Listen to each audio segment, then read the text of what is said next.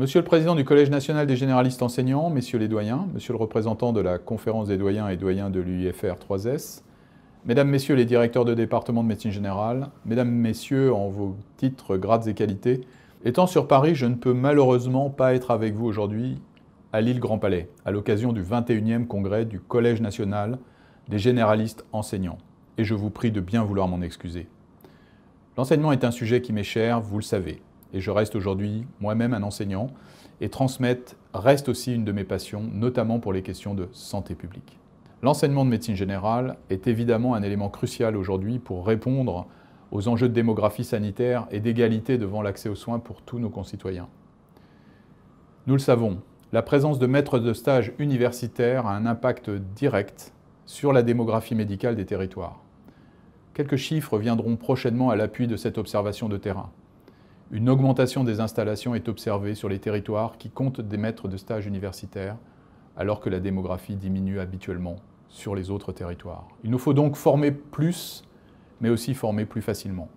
Et dans ce but, nos pratiques en matière d'enseignement doivent évoluer vers un enseignement plus hybride, avec une place plus importante peut-être consacrée à l'enseignement à distance et au numérique, mais aussi et surtout sans doute à la formation délocalisée.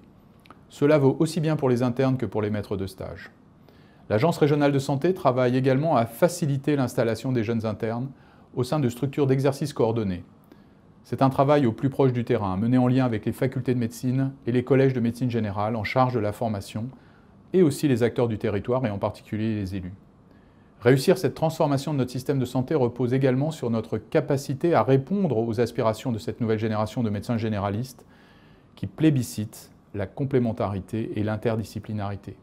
C'est là tout le sens des conventions signées entre les maisons de santé pluriprofessionnelles et l'Agence régionale de santé pour accompagner la formation de jeunes internes par des maîtres de stage et pérenniser leur implantation sur le territoire.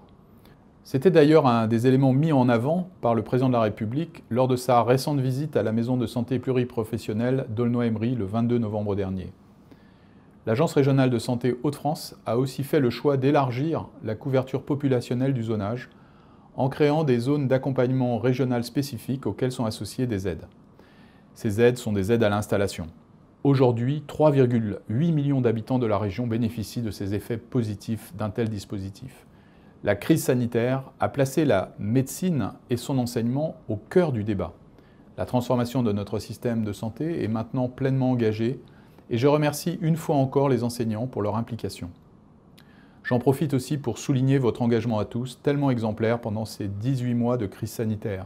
Une crise qui ne s'est pas encore totalement éloignée, vous le savez, et qui doit nous inciter à la plus grande vigilance. C'est ainsi que je vous souhaite un très beau congrès, riche en interactions et en échanges, avec le respect du port du masque.